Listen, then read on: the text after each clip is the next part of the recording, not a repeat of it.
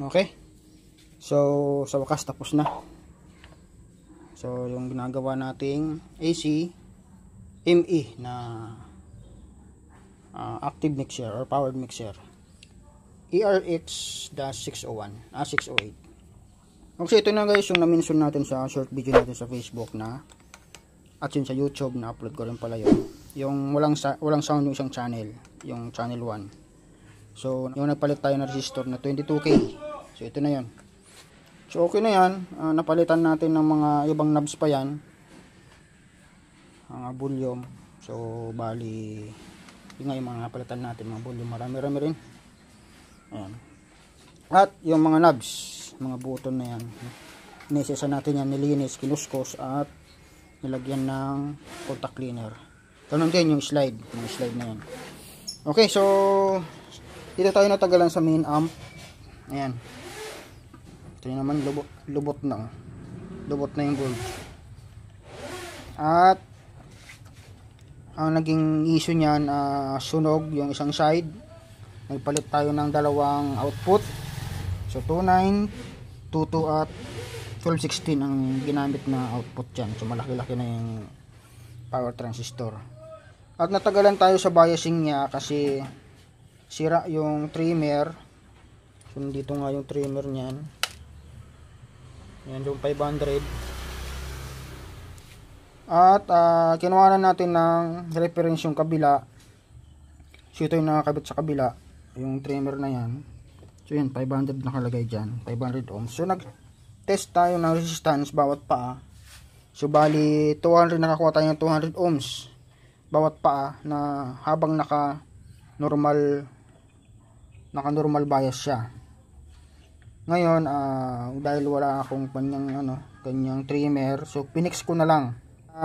Series na lang ako ng dalawang resistor na 100 ohms.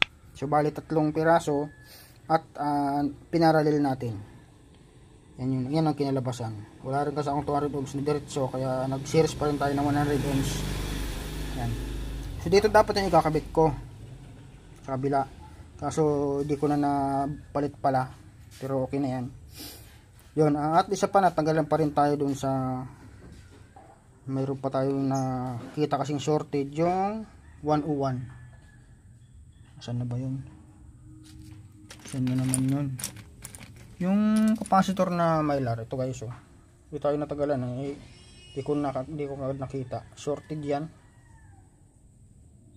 Yan, 101. Yan, so bali ngayon, yun yung 101, yung green na yan, green lang napalit ko. Yan. So bali okay na yan, at isa sound check na natin. Ito lahat yung napalitan natin dyan. May mga pinakalawang din ng mga resistor. Yan, pinalitan na rin natin. Mga volume at pati switching diode, trimmer. Yan, pinix na natin dito. Pinix na natin yung trimmer. Okay, so sound check na natin. Yan.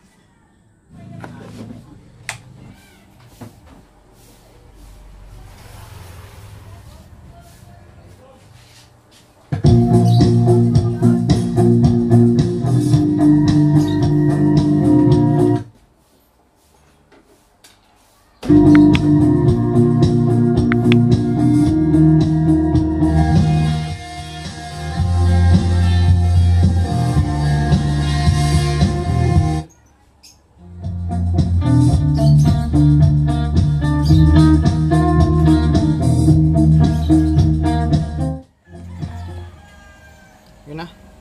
So babalik na lang natin yung mga knobs, tapos yun, paplaster na lang natin.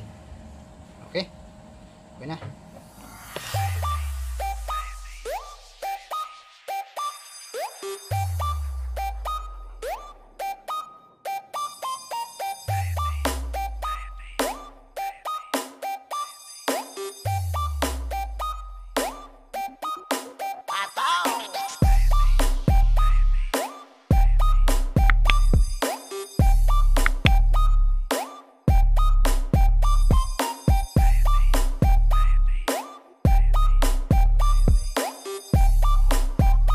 Basta Naive, the best.